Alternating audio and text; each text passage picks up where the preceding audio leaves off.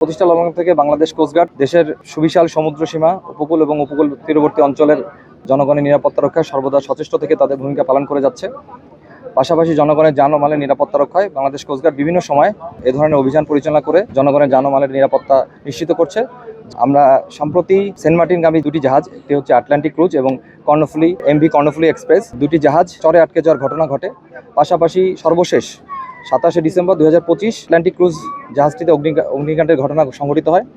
এর ফলশ্রুতিতে ঝুঁকিপূর্ণতায় ভুগছে পর্যটকরা, ইতিবাচক প্রভাব ফেলছে পর্যটক খাতের উপরে। তো এরই ধারাবাহিকতায় বাংলাদেশ কোস্টগার্ড আজ 30 ডিসেম্বর 2025 কোস্টগার্ড স্টেশন কক্সবাজার, জেলা প্রশাসন, বিআইডব্লিউটিএ এবং পুলিশ সহ অন্যান্য সংশ্লিষ্ট সংস্থাকে সাথে নিয়ে আমরা একটা যৌথ অভিযান পরিচালনা করেছি।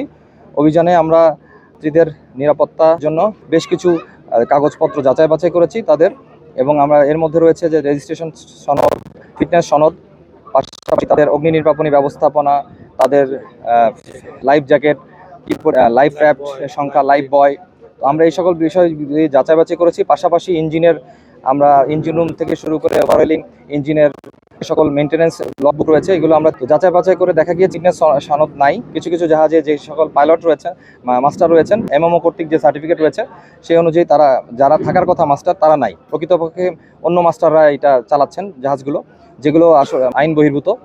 তো আমরা কাগজপত্র যাচাই বাছাই করেছি শুধুমাত্র যাত্রীদেরকে সেন্ট মার্টিনে যাতে তারা সুন্দরমতো যাতায়াত করতে পারে। তো বাংলাদেশ কোস্টগার্ড অন্যান্য দায়িত্ব পালনের পাশাপাশি পর্যটকদেরকে নিরাপদভাবে যাতায়াতের জন্য এবং পর্যটক খাতকে আরও উন্নত করার জন্য বাংলাদেশ কোস্টগার্ড সর্বদা সচেষ্ট রয়েছে এবং সরকারের সকল দায়িত্ব